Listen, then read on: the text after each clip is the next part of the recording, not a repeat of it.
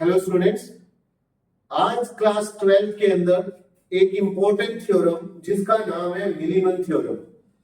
अगर आप KCL KVL use कर रहे हैं तो उसको शॉर्टकट में जल्दी से सोल्व करने का एक तरीका है जिसका नाम है मिलीमन थ्योरम। इसके अंदर आपको यहाँ पे E1, E2, E2, R2 और E3, R3 गिवन है। ये सेल्स है और इनके साथ रेजिस्टेंस है। टारगेट ये होता है कि आपको यहाँ पे करंट फाइंड करना है हर ब्रांच के अंदर। तो सबसे पहला काम मैंने क्या किया, सबके अंदर आप करंट को मार्क कर देंगे। स्टेप नंबर 1, सबसे पहले आप सीपीडी फाइंड करेंगे। सीपीडी का मतलब होता है कॉमन पोटेंशियल डिफरेंस। इसको फाइंड करने का तरीका क्या है, E1 over R1 first branch plus second branch E2 over R2 plus third branch E3 over R3 divide by 1 over R1, 1 over R2 and 1 over R3। और अगर आप करंट निकालने जा रहे हैं तो लगा देंगे formula Ohm's law. I1 is equal to E1 minus V over R1, I2 is equal to E2 minus V over R2 और E3 minus V over R3। सो दो स्टेप है।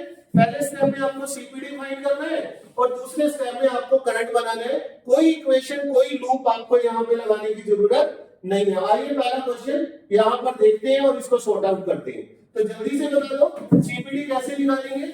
सीपीडी तो इस क्वेश्चन के अंदर E1 10 वोल्ट है, E2 20 है और E3 40 है। 10 20 40 divide by R1 R2 and R3 and down side 1 over 10 1 over 20 and 1 over 20। जब आप इसे सॉर्ट आउट करेंगे बेटा, सो यहाँ पे 1 हो जाएगा, यहाँ पे 1 हो जाएगा और यहाँ पे हो जाएगा 2। So what we have 4। And जब आप नीचे एलसीएम लेंगे यहाँ पर, तो यहाँ से आपका जो आंसर आएगा, देखो यहाँ पर अगर आप एलसीएम लेते हैं तो 1 over 10, तो ये 20 LCM 2 plus 1 plus 1। So what we have 4 into 20 divide by 4। तो सीपीडी तो हमारे पास आ गया 20 वोल्ट। सीपीडी मतलब कॉमन पोटेंशियल डिफरेंस। अब हमें फाइंड करना है तीनों ब्रांच के अंदर करंट। सो जब हम फर्स्ट ब्रांच का करंट फाइंड करेंगे तो हम लिखेंगे E1 minus V over R1। E1 कौन है? E1 है हमारे पास यहाँ पर 10। So we have like 10 minus 20 and divide by 10 ohm। So what we have the answer minus 10। So current is equal negative। So it means कि जो direction आपने mark की है उसके अपोजिट डायरेक्शन होनी चाहिए I1 की। Similarly, you can find the I2 which is equal to the E2 minus V over R2। E2 is what? E2 is 20 minus 20 divided by R2 is the 20। So what we have 0। तो it means बीच वाली branch में से कोई भी current यहाँ पे नहीं जाने वाला है।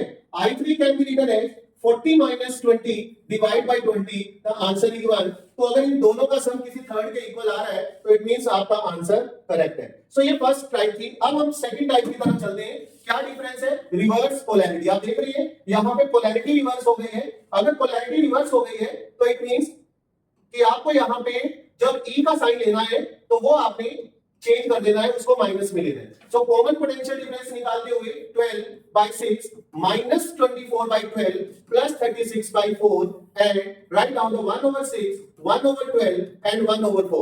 इससे फाइंड करने के बाद जो सीपीडी आपके पास आएगा, सो I1 this is the direction of I1, this is the direction of I2 and this is the direction of I1। so I1 can be written as this one।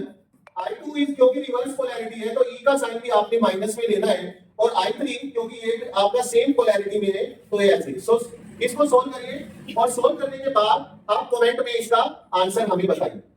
The next one is third one. इसके अंदर आपको third one question के अंदर यहाँ पे E1 I2 but यहाँ जो E3 है वो मिसिंग है, यानी उसको आपने 0 लेना है। सीपीडी फाइंड करते हुए 6 by 6 minus 18 by 12 and plus 0।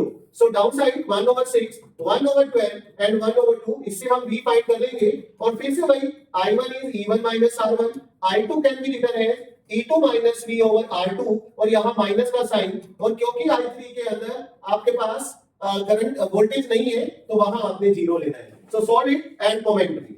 the next one, the last question is the very important, जिसके अंदर बेटा R मिसिंग है, R 0 है। तो इसका सीपीडी का जो ट्रीटमेंट है वो थोड़ा डिफरेंट होगा। आइए देखते हैं।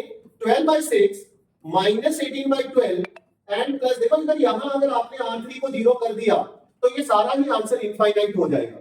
सो इसलिए ये मेथड यहाँ नहीं होगा। स्टेप नंबर 1 आपको क्या करना है, E1 over R1, E2 over R2 और E3 ओवर R3 करने के बाद 1 ओवर R1, 1 ओवर R2 और 1 ओवर R3 यहां लिखना है। और अब क्या करना है, अब यहां पर जो रेजिस्टेंस नहीं है आपने उससे इन सारी टर्म्स को मल्टीप्लाई कर देना है। अगर आप ऐसा करेंगे तो उससे एडवांटेज क्या होने वाला है आपको, आइए देखते हैं। अगर आप ऐसा कर दें तो ये टर्म जीरो हो जाएगी, ये टर्म जीरो और ये कैंसिल हो जाएगा। सिमिलरली ये टर्म भी जीरो, ये टर्म भी जीरो और ये कैंसिल हो जाएगा। So what we have left only E3 means वो ब्रांच का सीपीडी बन जाएगा जिस ब्रांच के अंदर करंट रेजिस्टेंस नहीं है। सो आपका जो सीपीडी आ जाएगा वो 6 वोल्ट। अब हमें I1 फाइंड करना है तो E1 V ओवर R1। अगर मुझे I2 फाइंड करना है तो E2 V over R2। But R3 वाले के लिए आप ये कॉन्सेप्ट नहीं लगा सकते क्योंकि वहां R3 जीरो है। सो यहां क्या कॉन्सेप्ट होगा, I1 plus I2। So these are the very important theorem and ऐसे ही कॉन्सेप्ट के लिए फॉलो करिए एक एक बस। Thank you.